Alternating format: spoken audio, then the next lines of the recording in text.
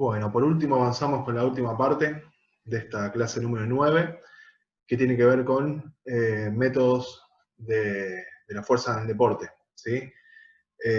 Antes de arrancar a desarrollar esta parte, darles a entender que el objetivo de los videos, de los videos conceptuales, es justamente eso, que sean netamente conceptuales, que eso se apoya además con bibliografía, ¿sí? Que van a encontrar en la descripción, además de las inquietudes que llevan a las clases para poder bajarlo al campo, ¿sí? Que es justamente lo que todos y todas buscamos.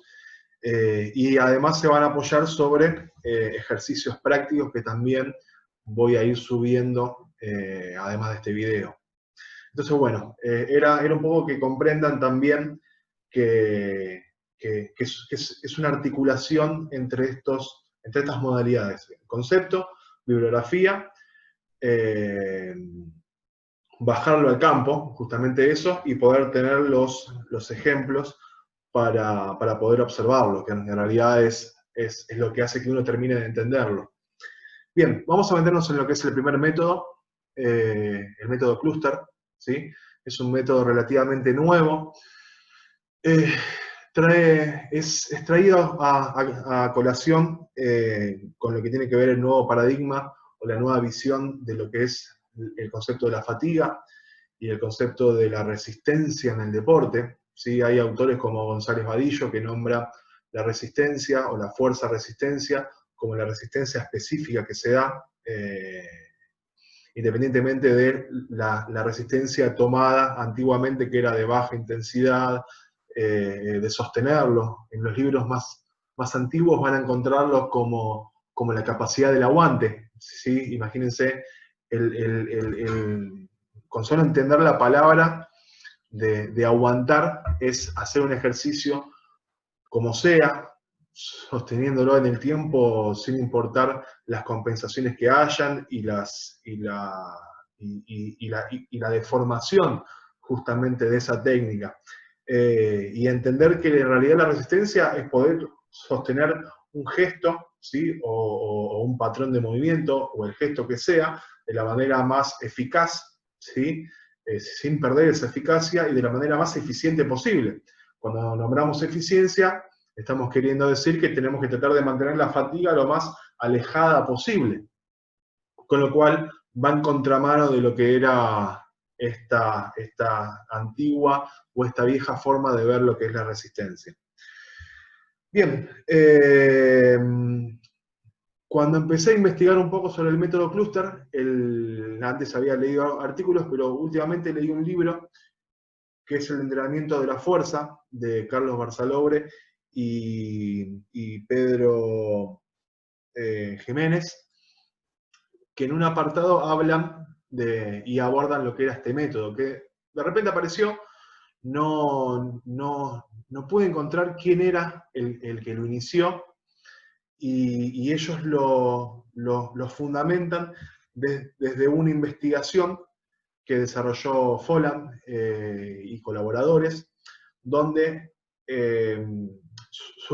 surgía a colación de una pregunta que era que si la fatiga era necesaria o no a la hora de mejorar el rendimiento.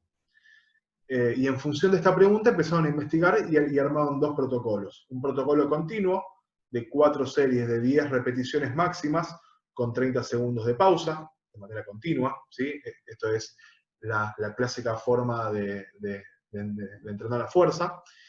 Y otra metodología que era realizar las 40 repeticiones, ¿sí? De este 10RM, hacerlas 40 seguidas, con lo cual uno se puede imaginar que realizándolo de manera continua es realmente imposible de llegar, con 30 segundos de pausa entre cada repetición. ¿Sí? Esto era, hace una repetición, 30 segundos, saca de vuelta, si estamos hablando de sentadillas, saca de vuelta del rack, hace una repetición, pone 30 segundos, quizás es medio tedioso, pero digamos que les dio el puntapié para poder analizar el tema de la fatiga, ¿sí? Si era necesario o no trabajar en presencia de fatiga, y si los resultados eran iguales o eran distintos. Y para sorpresa de varias, después de 9 semanas compararon los dos protocolos, ¿sí? Trabajados en 17 personas, 17 deportistas, ¿sí? Donde midieron en términos isométricos e isocinéticos y encontraron que no había diferencias en las mejoras de rendimiento, con lo cual los dos sistemas mejoraron, pero uno sin fatiga y uno con fatiga. Con lo cual, esto es importantísimo a la hora de entender los deportes donde se requiere una cierta resistencia específica y en esa resistencia específica tiene que haber una cierta efectividad que se puede observar en cuanto a la velocidad de ejecución. Con lo cual, si nosotros trabajamos con fatiga, ¿sí? Vamos a ir viendo y apoyándonos en lo que habla González Vadillo del entrenamiento basado en la velocidad de ejecución, vamos a ver que a medida que vamos realizando más repeticiones, no importa el gesto que sea, de musculación o de un gesto técnico, la velocidad va decreciendo, ¿sí? Ellos proponen que se permita hasta un 10-15% máximo de velocidad de ejecución. Ese porcentaje está mucho más, es mucho más posible si se puede realizar este tipo de metodologías. Bien, una vez despejada lo que fue la introducción, nos metemos propiamente dicho con el método, ¿sí? El método clúster.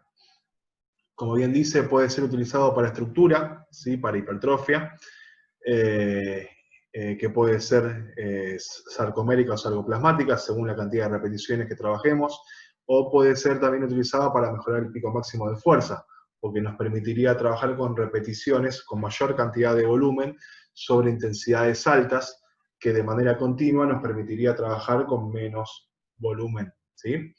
¿Qué es? Básicamente consistiría en realizar bloques de trabajo, agrupando entre 1 y 3 repeticiones, incluso más, ¿sí? Seguido de una micropausa o pausa intraseries. Dentro de los ejemplos tenemos 3 repeticiones, hacemos una pausa mínima, 3 repeticiones más, una pausa mínima, 3 repeticiones más y acabaría la serie. Sería una pausa completa, ¿sí? Que es la misma pausa que haríamos si hiciéramos un trabajo de manera continua y tradicional, para pasar a la serie siguiente. En este ejemplo, propuesto cada vez que se hacen 3 repeticiones consecutivas, se considera un bloque de trabajo. Atendiendo a esta manera de estructuración, el entrenamiento en clúster se puede llamar por bloques, agrupación, por conglomerados o incluso descanso-pausa, ¿sí? Bien.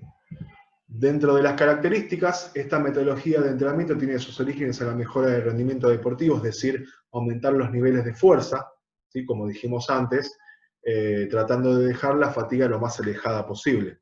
Los fundamentos principales que se estudian y que priman en su utilización son no llegar a caer en una fatiga demasiado temprana, que vicie nuestra técnica, ¿sí?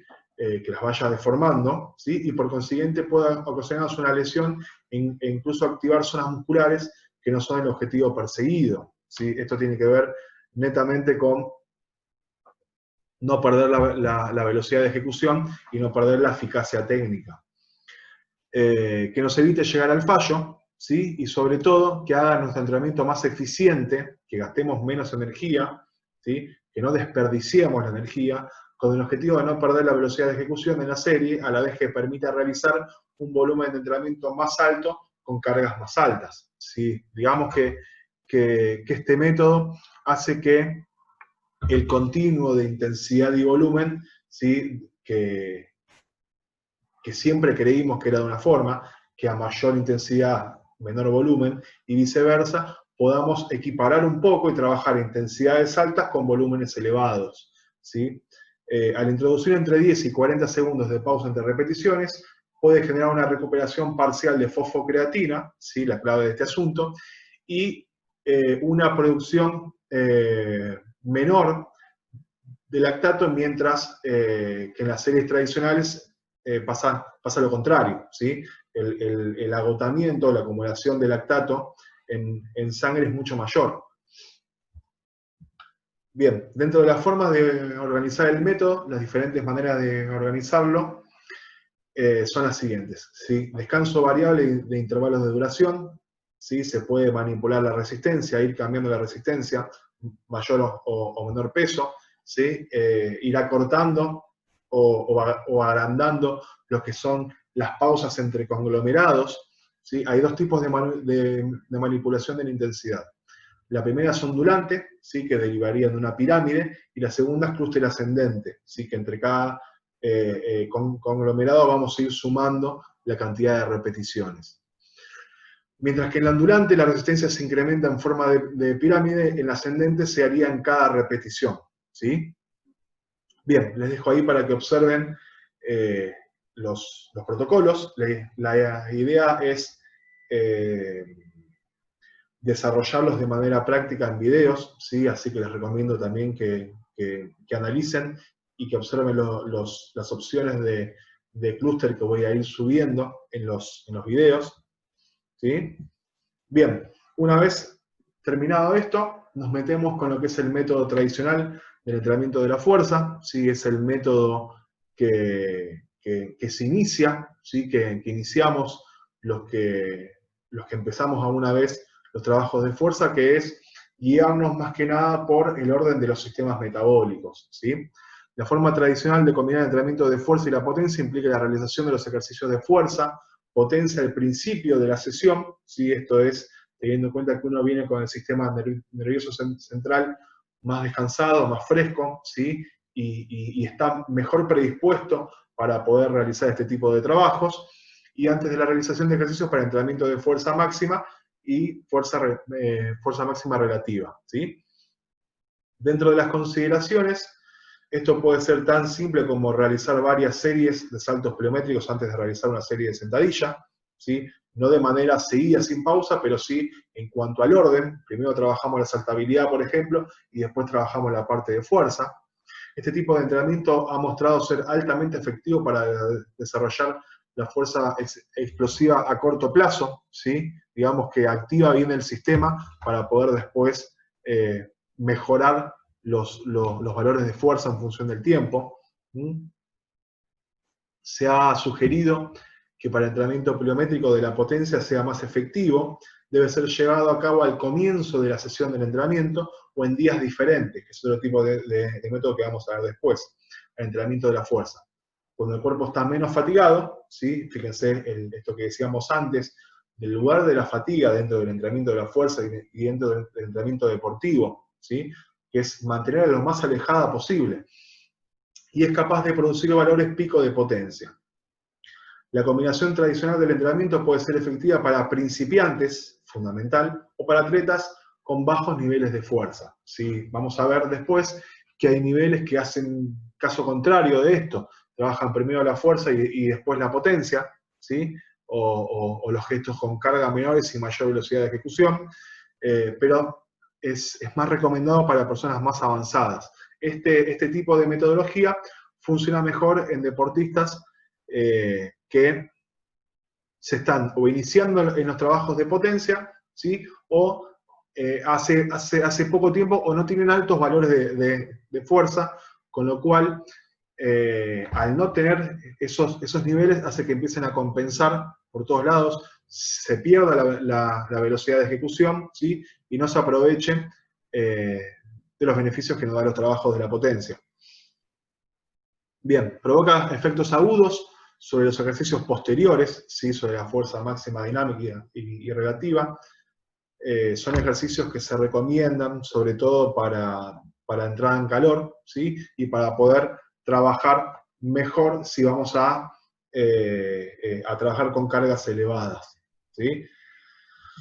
Bien, en el cuadro se puede observar una ejemplificación de esto, de lo que sería una entrada en calor, ¿sí? La primera parte donde se hacen saltos de sentadilla, saltos elevando las rodillas, subidas al cajón, ¿sí? Y por último terminamos o avanzamos a la parte principal del entrenamiento con sentadilla por detrás y aumentando las cargas hasta llegar a un 85%, ¿sí? Bien, una vez terminado o avanzando esto, nos metemos en lo que es el fenómeno de potenciación post-activación, ¿sí? Que es un estado, ¿sí? No es que es un método. Vamos a ver ahora que es un estado en el que el cuerpo, en el que uno, mediante ciertos ejercicios o cierta metodología o cierto orden de ejercicio, termina induciendo, ¿sí? Sobre el deportista. Una respuesta muscular contráctil incrementada como resultado de una actividad muscular previa, ¿sí? Es lo que propone Abad, entre otros, en el año 2000. Este fenómeno fisiológico de la potenciación se puede desencadenar a través de diferentes modalidades o estrategias de activación y tendrá una denominación diferente en función del método utilizado para provocarla. Con lo cual, para pasar en limpio, ¿sí? Es crear en el sistema neuromuscular una huella motora, o sea, una sobreestimulación que después pueda ser aprovechada cuando trabajemos con cargas menores, ¿sí? Es crear un registro de contracción o un historial de contracción. Y es, sin duda, en un principio, ¿sí? Cuando recién estamos empezando a utilizarlo, tiene una respuesta aguda, con lo cual se da en el momento. Después que se deja de entrenar, se vuelve la normalidad, ¿sí? Estrategias para la activación del PAP. Una de las estrategias de activación es de forma endógena, ¿sí? O interna. Esta modalidad se realiza a través de una contracción voluntaria máxima, o también llamada contracción voluntaria tetánica. En este caso, la potenciación obtenida mediante este método la llamaremos potenciación post-activación, ¿sí? Otra de las formas de activación es mediante una circunstancia exógena, ¿sí? O fuera del cuerpo, provocada, ¿sí? En este caso, la estimulación muscular se realiza directamente con una electroestimulación, ¿sí? El músculo es conectado y es activado, ¿sí? De manera involuntaria. En este caso, este modelo específico de potenciación se denomina potenciación post-tetánica, ¿sí? Y es menos probable. Por lo general, el efecto de potenciación post-activación se da de manera endógena, ¿sí? Lo provocamos nosotros mediante los ejercicios. Los argumentos a favor de usar la PAP, ¿sí? O la potenciación post-activación, es que mejora es la mejora a corto plazo, ¿sí? Puede aumentar el rendimiento neuromuscular en un evento competitivo real a través de la PAP, ¿sí? Hay varios ejemplos de corredores y de deportistas que realizan PAP antes de la competencia, ¿sí? En el cuerpo se introduce una huella marcada, que es lo que dijimos antes, por el ejercicio inicial, creando un historial de contracción máxima o casi máxima que promueve un mayor reclutamiento de unidades motoras. El músculo queda sobreactivado, ¿sí? Sobreexcitado para poder contraerse de la misma forma que si estuviera con una carga elevada, con una carga menor, con lo cual visiblemente desde afuera se puede observar que la velocidad de ejecución aumenta notoriamente. Bien, tiene una adaptación crónica. Puede aumentar los efectos del entrenamiento usando la PAP, ¿sí? Pero esto es en el largo plazo, ¿sí? Que se puede observar una mejor tasa de desarrollo de la fuerza, o RFD, ¿sí? Pero esto se da de manera más paulatina. Una mayor densidad de entrenamiento. El entrenamiento combinado permite más actividad con menos tiempo de reposo real, lo cual es crítico si el tiempo del entrenamiento total es limitado. Se da una mayor transferencia dinámica. Al combinar biomecánicamente similares actividades, los atletas pueden instrumentar patrones neurales más eficaces aprendiendo a realizar algún gesto de una manera más específica a la actividad atlética, ¿sí? Los ejemplos más comunes que se dan en la PAP son de sentadilla, saltabilidad, de un empuje horizontal, ¿sí? O un press plano, a un lanzamiento, ¿sí? O una extensión con aplauso. Entre otros, ¿sí? Mayor capacidad de trabajo, aumentando la densidad, el entrenamiento, los atletas pueden aumentar su capacidad de trabajo, lo cual se caracteriza por altos niveles de potencia promedio durante un intervalo, ¿sí? A lo que se llama resistencia a la potencia, ¿sí? Bien, este método no responde a la potenciación post-activación, pero lo voy a nombrar igual, ¿sí? Bien, es el método compuesto, que es la realización de ejercicios pliométricos derivados un día y otro día entrenamientos de fuerza máxima o relativa, ¿sí? En días alternos o separados. Dentro de las consideraciones, la separación de los dos tipos de entrenamiento por un día entero permite que haya un amplio periodo de recuperación que asegure que el sistema neuromuscular experimente la menor fatiga posible. ¿Sí? El entrenamiento compuesto ha mostrado ser efectivo para mejorar la fuerza explosiva a corto plazo, ¿sí? Porque justamente no se produce esa interferencia entre lo que es el trabajo de potencia y el trabajo de fuerza máxima, que sí se da en los iniciales, pero que no se da o se empieza a dar, o se empieza a despejar producto de la eficiencia y la efectividad de la ejecución en deportistas más avanzados.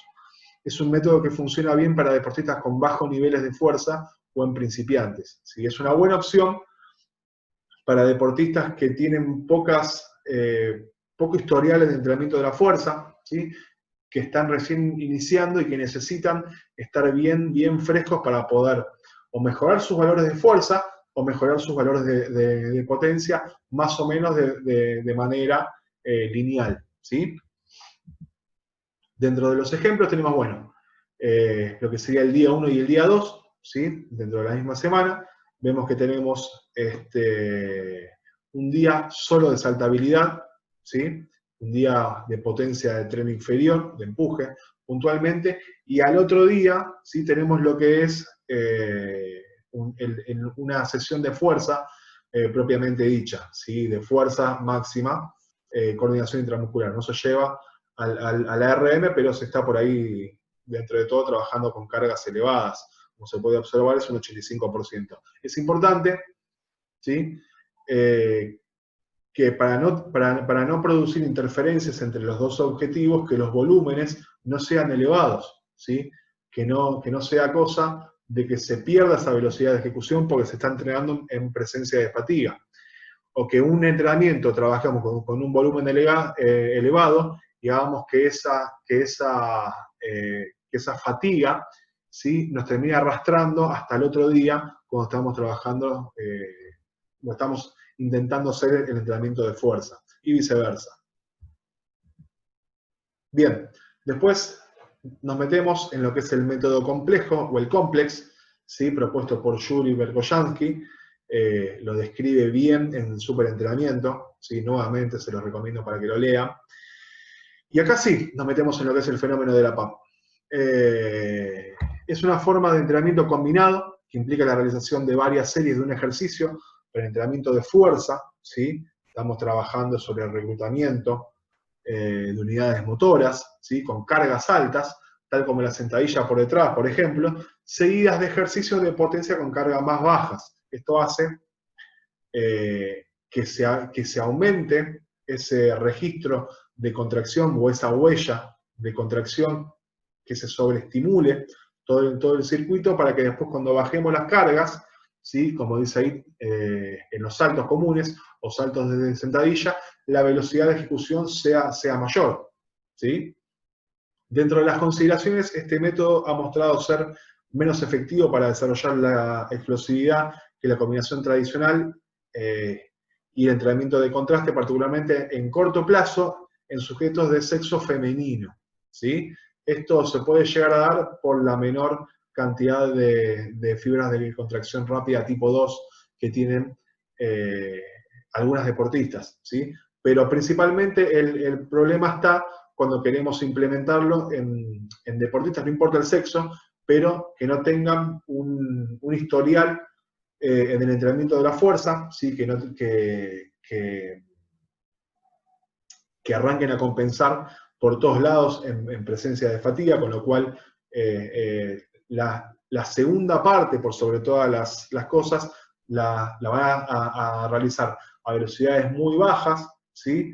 Fijando un patrón que es defectuoso, y si uno trata de buscar velocidad sobre un gesto que estamos realizándolo mal, estamos automatizándolo, con lo cual es un grandísimo problema porque después no lo vamos a poder solucionar, ¿sí?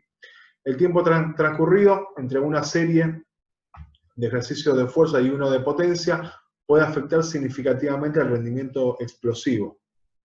Este método funciona mejor en atletas, como dijimos antes, con mayores niveles de fuerza, ¿sí? Bien, no lo dice ahí, ¿sí? Pero en el libro y en el artículo que les voy a dejar en la descripción de este video, ¿sí? Yuri nombra que el unir dos ejercicios, uno de fuerza y uno de potencia, lo llama como par complejo, ¿sí? O podemos trabajarlo primero todos los de fuerza y después todos los de potencia, de manera más específica, ¿sí? O podemos ir trabajando uno de tren superior con otro de tren superior y después uno de tren inferior con uno de tren inferior, ¿sí? Si los unimos de a dos, por ejemplo, sentadilla, terminamos sentadilla y trabajamos saltabilidad antes de pasar al de tren superior, se le llama par complejo. Si le sumamos un ejercicio más, ¿sí? Sentadilla con cargas altas, cargas intermedias y saltabilidad, se le llama trío complejo, ¿sí? Bien, en el ejemplo muestra que primero trabajamos la sentadilla por detrás, se llega hasta el 85%, una carga media alta, ¿sí? Esto damos por descontado que la velocidad de ejecución siempre es la máxima posible, no importa cuántos kilos hayan arriba de la barra, ¿sí? Las pausas, como se pueden ver, son de acorde, ¿sí? Si descansamos 3 minutos o 2 minutos y medio, significa que fue una serie muy intensa. Por más que sea un 82%, ¿sí? Por ejemplo, si buscamos velocidad de ejecución, la intensidad termina siendo alta, ¿sí? Eso es lo que queremos decir o hacer hincapié cuando pedimos o exigimos una alta velocidad de ejecución, ¿sí? Cuando hablamos de intensidad, no solo hablamos de porcentaje en términos relativos o kilos en términos absolutos, sino que hablamos de velocidad de ejecución. Bien, una vez finalizado la parte de fuerza máxima, ¿sí? Con la sentadilla por detrás, se pasa a lo que es salto desde sentadilla, salto elevando las rodillas y saltos al cajón, ¿sí?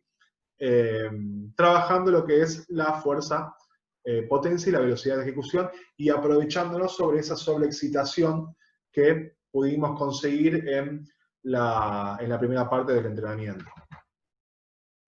Bien, avanzando en otro método, que es el método de contraste, también nombrado como método de transferencia, que es lo que despejamos en la primera parte de esta clase, en la parte número 1, ¿sí?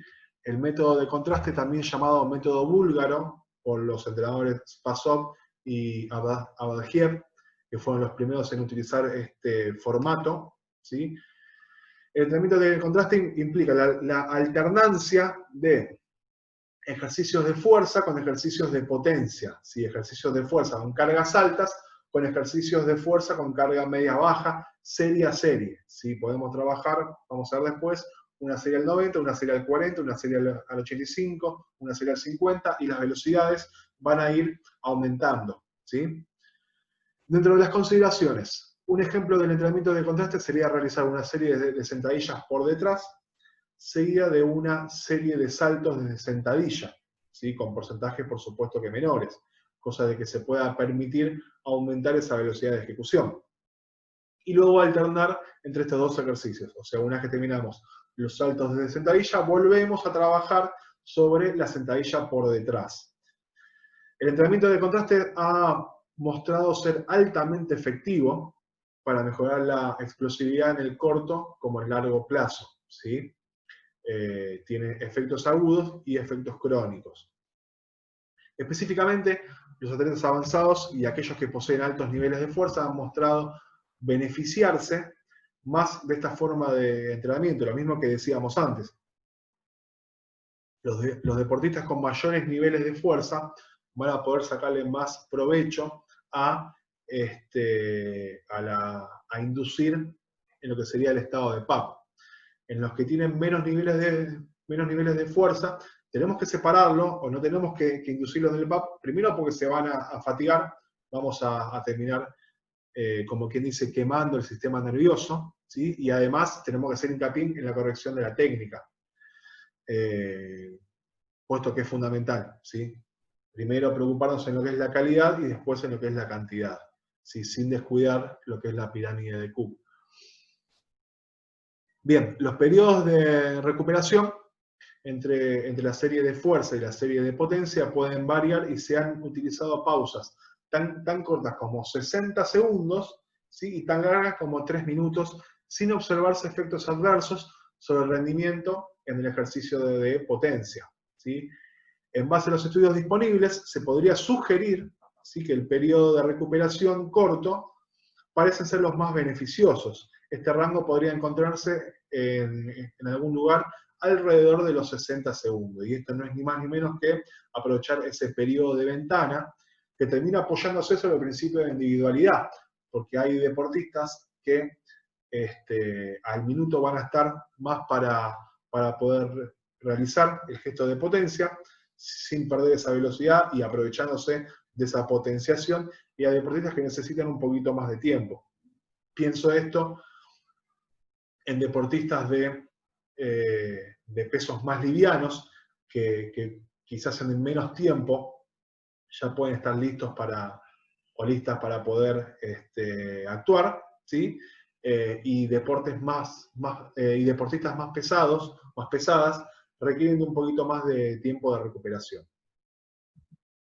Bien, dentro de los ejemplos, ¿sí?, vamos a observar que estamos trabajando, por ejemplo, sentadilla por detrás, y trabajamos 55, ¿sí? 55%, hacemos 5 repeticiones, 72% se hacen 3 repeticiones, se pasa al 90%, ¿sí? Se hace una repetición, esto es, de vuelta a lo mismo, siempre estamos trabajando a la máxima velocidad, no importa cuántos kilos, no importa el ejercicio.